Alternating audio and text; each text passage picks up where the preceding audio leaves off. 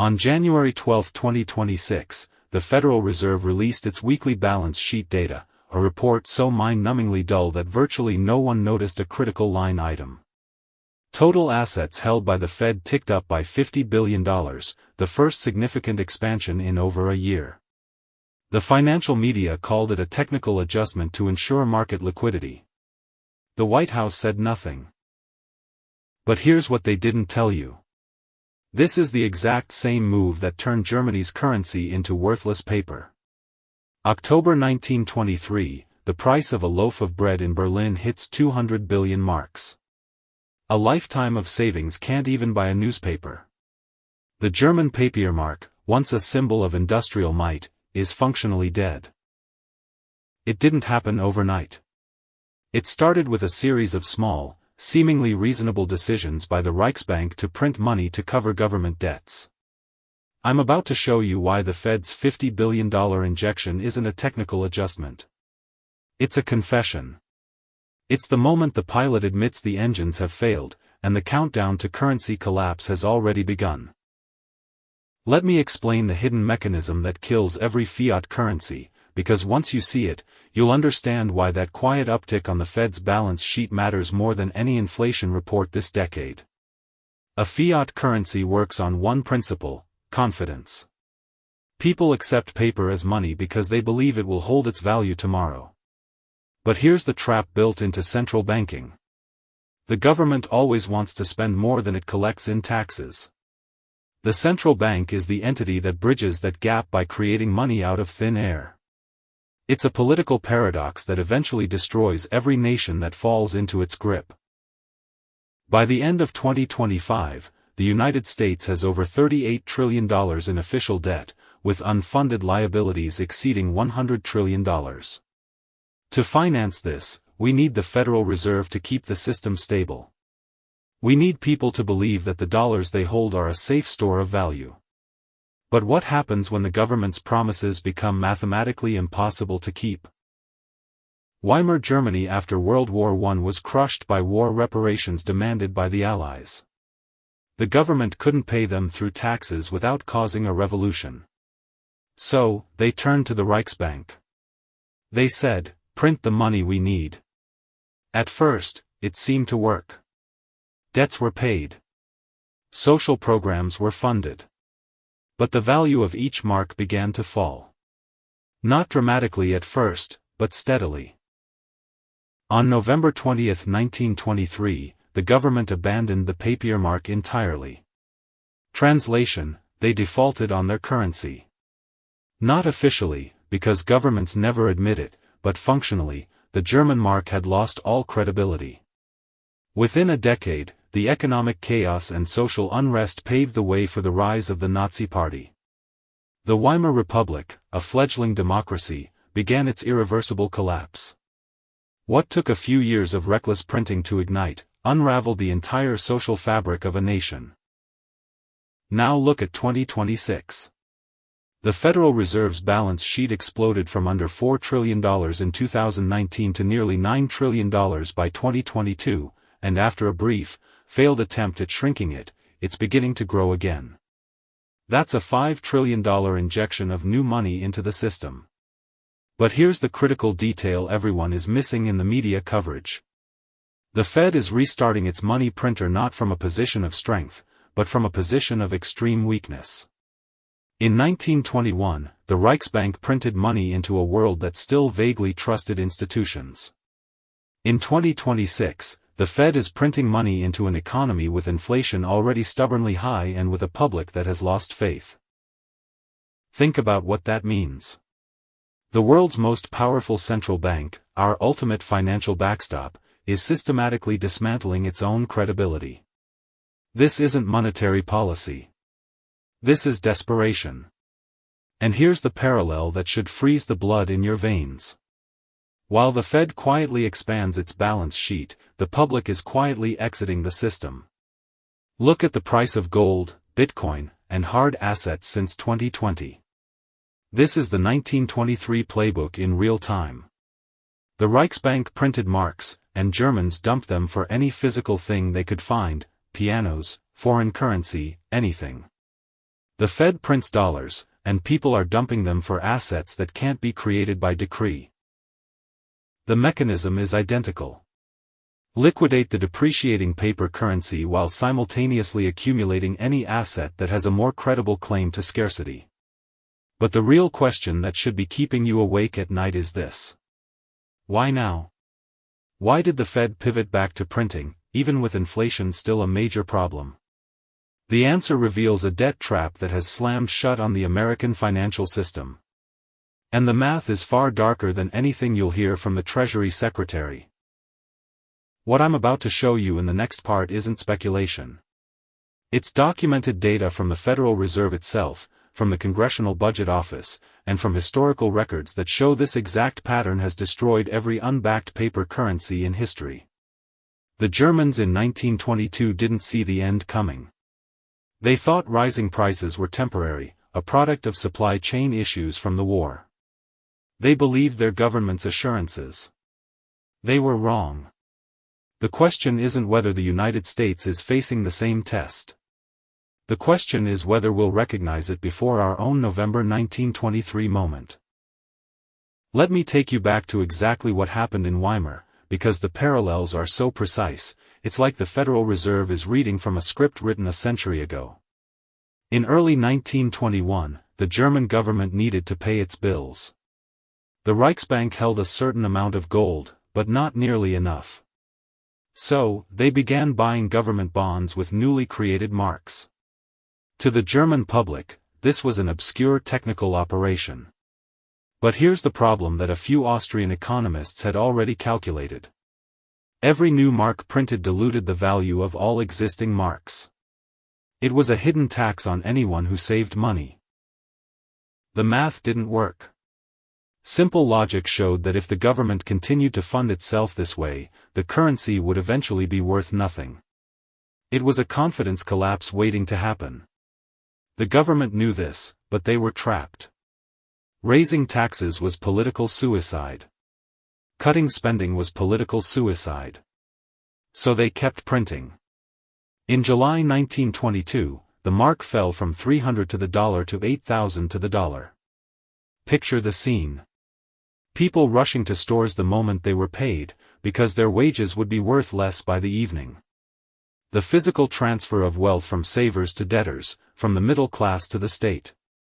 On November 20, 1923, they introduced the Rentenmark, effectively resetting the currency and wiping out anyone who had held the old Papiermark. Now, here's the critical detail that historians often miss, but that financial strategists understand perfectly. The Reichsbank didn't do this because they were evil. They did it because they saw no other way out of their debt trap with mathematical clarity. Post-World War I, debts were crushing German finances. Debt service consumed a massive portion of government revenue. Germany couldn't grow out of the debt because its economy was crippled. Couldn't default on reparations without being invaded. Couldn't service it honestly through taxation. So when they needed money, they printed it. It was the path of least resistance, until it led off a cliff. Fast forward to January 2026, and the numbers should make every citizen terrified. The United States debt-to-GDP ratio is over 120%. That's a peacetime record. U.S. interest payments in fiscal 2025 hit $970 billion. The projection for 2026 crosses $1.2 trillion in annual interest costs. That's more than the defense budget. And here's the trap that has closed around the Federal Reserve. We can't raise rates high enough to truly kill inflation without making the national debt completely unserviceable. Every 1% rate hike adds hundreds of billions to our annual interest bill. But we can't cut rates without reigniting the very inflation that destroys the currency's credibility. The Fed is trapped. Exactly like the Reichsbank in 1922, caught between mathematical impossibilities. Throughout 2025, the Fed held rates high, trying to signal its toughness on inflation. But what actually happened in the economy? A recession began. Unemployment ticked up. Political pressure mounted. And so, In early 2026, they pivoted. The $50 billion balance sheet expansion is the first step. Translation: the market and the political system have broken the Fed's will. Bond traders see this. They understand that the Fed will always choose to print money to save the government from default over saving the currency's purchasing power. Just like creditors stopped believing the Reichsbank's promises in 1922. And our geopolitical rivals see this with perfect clarity. That's why central banks globally are buying gold at record rates. They're not just rebalancing. They're exiting a system they know is mathematically doomed. But here's the evidence that confirms this isn't coincidence. Look at the rise of central bank digital currencies, CBDCs. This isn't about convenience. It's about control. A CBDC allows the government to track all spending and, ultimately, to implement policies like negative interest rates or even ration purchasing. It's the plumbing for a post-cash world, a world where the government has absolute control over your money because they know the paper version is failing. This is the 1923 pattern on steroids, accelerated by modern technology. Destroy the old currency, introduce a new, more controllable one. Weimar did it with the Rentenmark in 1923. Today's governments are planning to do it with CBDCs. You know what should really grab our attention? The acceleration timeline. The Fed's balance sheet was stable for years. Then it exploded by $5 trillion in 2 years. They tried to shrink it for less than 2 years and failed. Now, it's growing again. That's not a stable system.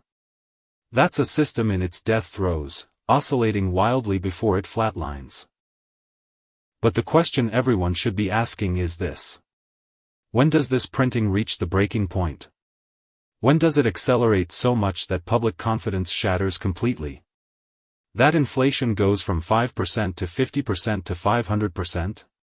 Because there is a mathematical threshold. There's a point where people stop thinking in terms of dollar value and start thinking in terms of how fast they can get rid of their dollars. That's the Weimar scenario.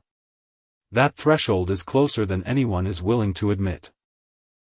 Let me show you the math that your bank doesn't want you to see. The Fed's balance sheet is roughly $8 trillion as of early 2026.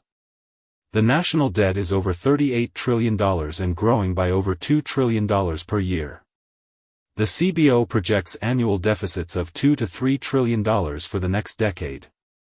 Who is going to fund that? Foreign buyers are already slowing their purchases.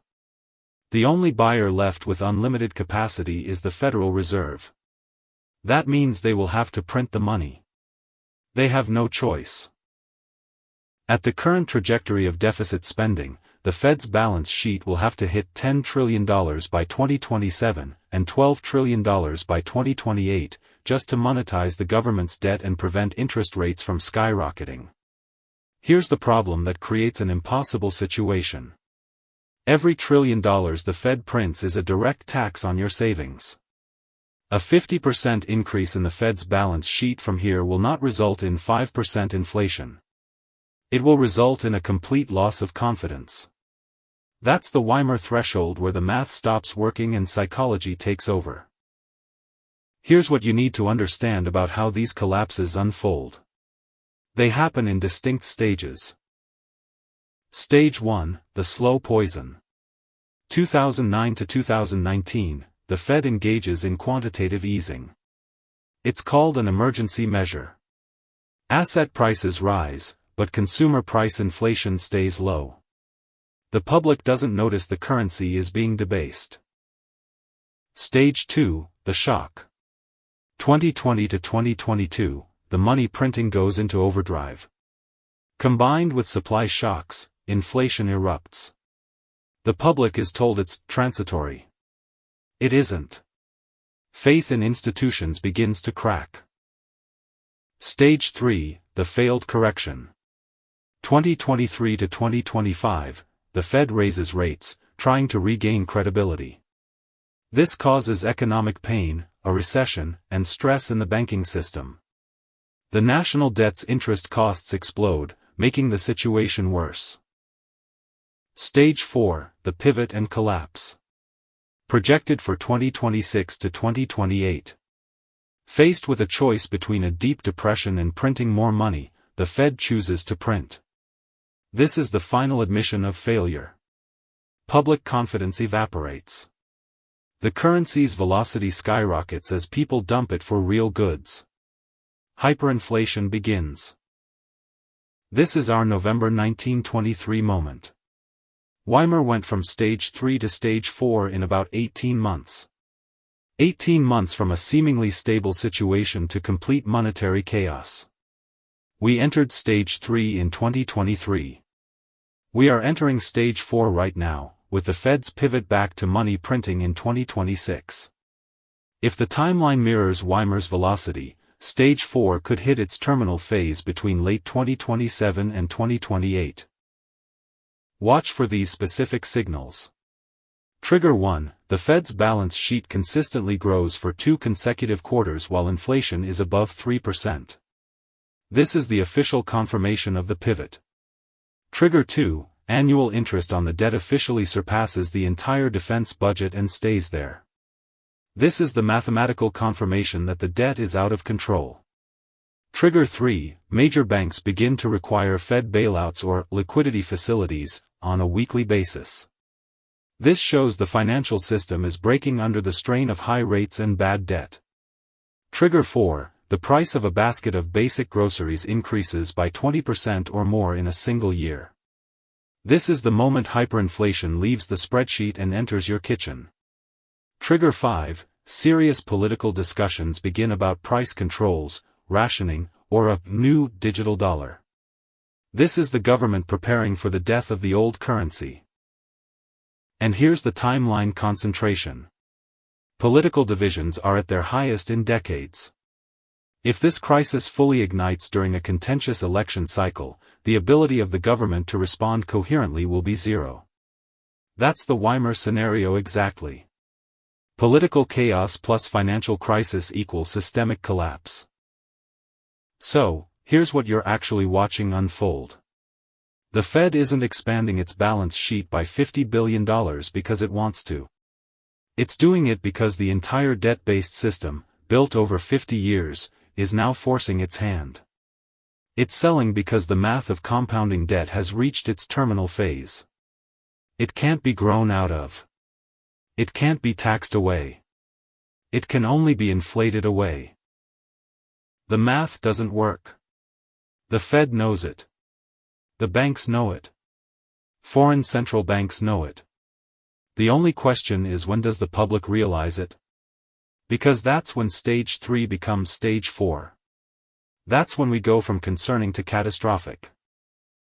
Weimar had 18 months from the first major currency crisis to the final collapse. 18 months from serious inflation to worthless paper. We're in the early months of that final phase now, confirmed by the Fed's pivot in January 2026. By this math, by this historical pattern, 2027 through 2028 is when you'll know.